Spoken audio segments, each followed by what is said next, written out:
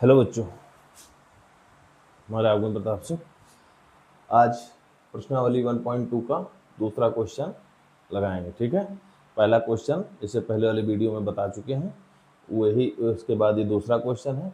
आइए देखते हैं क्या है। इसमें लिखा है सिद्ध कीजिए कि 3 + 2√5 एक अपरिमेय संख्या है।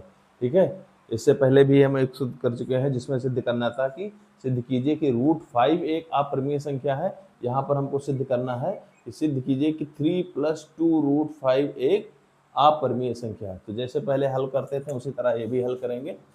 हल इसमें भी मान लेंगे इसका विपरीत कि माना 3 + 2√5 एक क्या है, परिमेय संख्या मान लो, परिमेय संख्या है। ठीक है, हमने मान लिया। तो परिमेय संख्या माना तो माना 3 + 2√5 बराबर P/Q, जहाँ Q नहीं बराबर होना चाहिए 0 के तथा P व Q सह अभाज्य संख्या है।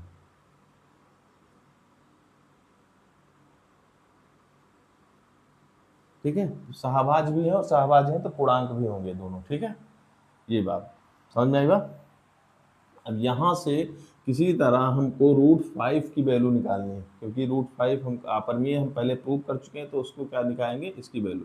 तो यहाँ क्या करेंगे, यहाँ हो जाएगा 2√5 बराबर P/Q -3। ठीक है,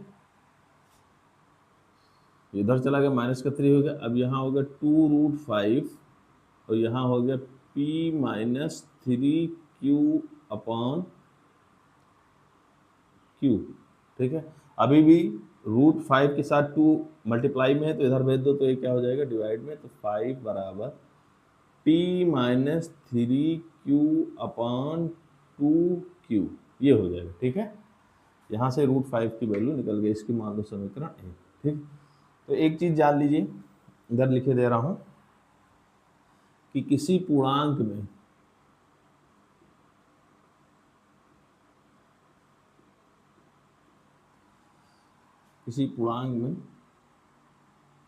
ये पूर्णांक संख्या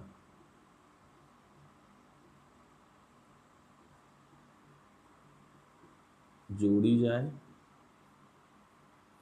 जोड़ करें या घटाव करें या अंतर जिसको कहते हैं, या गुणा करें,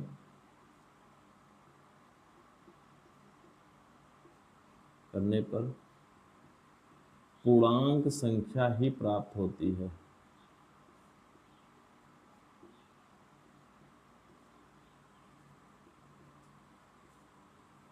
ठीक है, ये पहला पॉइंट है। और दूसरा है यदि दो पूर्णांक संख्याओं को भाग दिया जाए।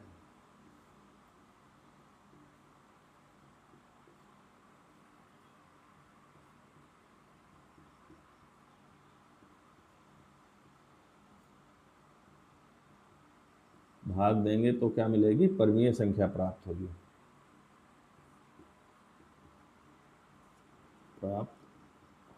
ठीक है, ये दो चीज़ कि किसी पूर्णांक संख्या में अगर कोई कुछ जोड़ेंगे, कोई पूर्णांक संख्या जोड़ेंगे या घटाएंगे तो हमको पूर्णांक ही मिलेगा, और किसी पूर्णांक संख्या को अगर आपस में भाग करेंगे तो हमको परिमेय संख्या मिलेगी। यहाँ पर आप देखो P क्या है, यहाँ सहभाज्य है तो पूर्णांक है, P पूर्णांक है, Q पूर्णांक है। ठीक है, तो यहाँ लिख सकते हैं P तथा Q पूर्णांक है, अतः P - 3Q तथा 2Q भी पूर्णांक होगा। ठीक है, हमने कहा था किसी चीज में कुछ भी जोड़ दो चाहे घटा कर। देखो यहाँ P - 3Q, Q में क्या हुआ है, 3 मल्टीप्लाई किया गया तब भी हमको पूर्णांक मिलेगा, और पूर्णांक में से पूर्णांक घटाओगे तब भी हमको पूर्णांक मिलेगा, और 2 में Q से गुणा किया तब भी हमको पूर्णांक मिलेगा। ठीक है, तो अब उसके बाद हमने क्या देखा कि अगर ये p माइनस, हमने यहाँ क्या लिखा था कि दो पूर्णांक संख्याओं को अगर भाग करोगे तो हमको क्या मिलेगा, परिमेय संख्या लेगा। तो दो, ये ऊपर वाला भी ये पूर्णांक हो गया, ये पूर्णांक हो गया, दोनों को भाग दोगे तो हमको क्या मिलना चाहिए, परिमेय संख्या। अतः इसलिए p माइनस 3q अपान 2q एक परिमेय संख्या होगी, परिमेय संख्या होगी, क्योंकि हम जानते हैं दो पूर्णांकों को भाग देने पर हमको क्या मिलेगा, परिमेय संख्या मिलती है। लेकिन ठीक है, इधर देख लीजिए, किंतु समीकरण एक से अब हम पहले भी प्रूव कर चुके हैं कि √5 क्या है, एक अपरिमेय संख्या। तो अपरिमेय संख्या के बराबर है, तो इसका मतलब समीकरण 1 से p माइनस 3q अपान 2q एक अपरिमेय संख्या है। ठीक है, यहाँ परिमेय संख्या दिखा रहे, यहाँ अपरिमेय संख्या दिखा रहे, इसका मतलब जो हमने माना था ऊपर की एक परिमेय संख्या, ये गलत है। ठीक है, अतः हमारे द्वारा माना गया तथ्य गलत सिद्ध हो रहा है।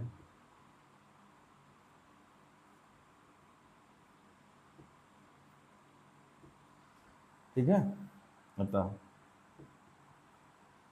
3 + 2√5 एक अपरिमेय संख्या है, ये हमारा क्या हो गया, प्रूव हो गया।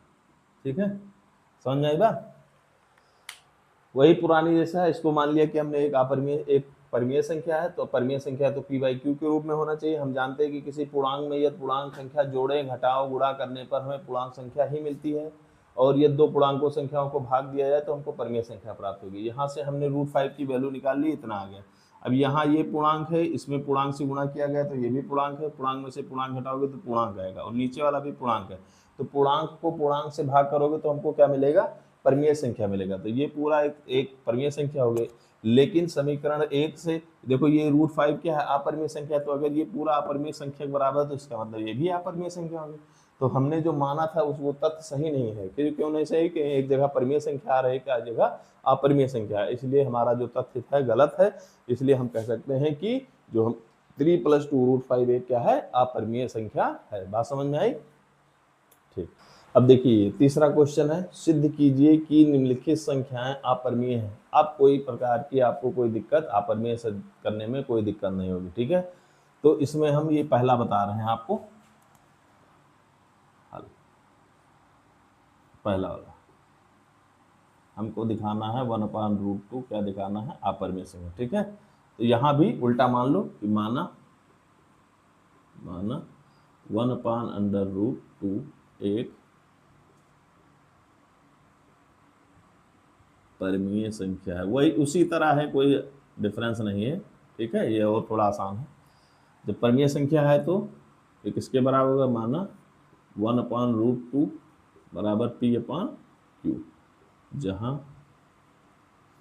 q नहीं बराबर है 0 के, तथा p व q सह अभाज्य संख्या है। ठीक है, अब यहाँ से √2 की वैल्यू निकाल लो, तो √2 की वैल्यू क्या हो जाएगी, √2 की वैल्यू हो जाएगी q/p, इसको मान लो समीकरण 1। ठीक है, फिर वही कि q तथा p एक पूर्णांक है, अतः p/q एक परिमेय संख्या होगी, है ना। p/q क्या होगी, एक परिमेय संख्या होगी। तो p/q अगर एक परिमेय संख्या होगी तो यहाँ फिर से लिख लो परंतु समीकरण एक से, अब समीकरण एक से हम जानते हैं कि रूट टू क्या है, अपरिमेय संख्या है, तो समीकरण एक से क्यू बाई पी एक अपरिमेय संख्या है। ठीक है, ठीक है, तो ये भी क्या, ये क्या हो गया, अपरिमेय संख्या के बराबर तो अपरिमेय होगी। अतः हमारे द्वारा माना गया तथ्य गलत सिद्ध हो रहा है,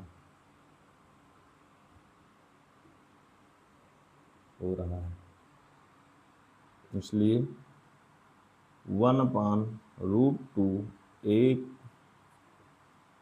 अपरिमेय संख्या है। ठीक है, ठीक है, ये और भी छोटा है, पैटर्न एक बार आपको पता चल जाएगा तो आपको कोई भी सवाल आएगा तो कोई करने में दिक्कत नहीं होगी। अब ये वाला दूसरा और ये तीसरा, ये आपका होमवर्क है, दूसरा और तीसरा ये आपका होमवर्क है। ठीक है, इसको आप लोग करिएगा। सेम उसी तरह यहाँ √5 की वैल्यू निकाल लीजिएगा, यहाँ 6 की √2 की वैल्यू निकाल लीजिएगा, उसके बाद यही जो लिखा है उसे लिख लीजिएगा और आपका सवाल होगा। अब सुनिए, ये एक्सरसाइज पहली चैप्टर खत्म हो रहा है, पहला एक्सरसाइज पूरा खत्म हो रहा है, कल से दूसरा चैप्टर शुरू होगा। लेकिन ये जो है चैप्टर 1.2 ये मोस्ट इम्पॉर्टेंट है। या तो √5, √2, √3 कब आ जाएगा कि सिद्ध कीजिए कि ये अपरिमेय संख्या है, या इस तरह करके आ जाएगा ये, तो इसको कई बार आप रिवीजन कर लीजिएगा, वीडियो को देख लीजिएगा, जिससे आपको कोई दिक्कत ना हो। ये बहुत इंपॉर्टेंट है, पेपर में बोर्ड में आता ही आता है। ठीक है, समझ में आई बात? और अगर नहीं समझ में आ रहा है तो फिर से बताइएगा तो हम समझा देंगे। ठीक है, एक बार धीमे करके या तेज करके थोड़ा देख लीजिएगा तो आपको पता चल जाएगा। ठीक है, ये 2 क्वेश्चन करिएगा, पहला, दूसरा और तीसरा, तो अच्छे से आपको नॉलेज हो जाएगा। ठीक है।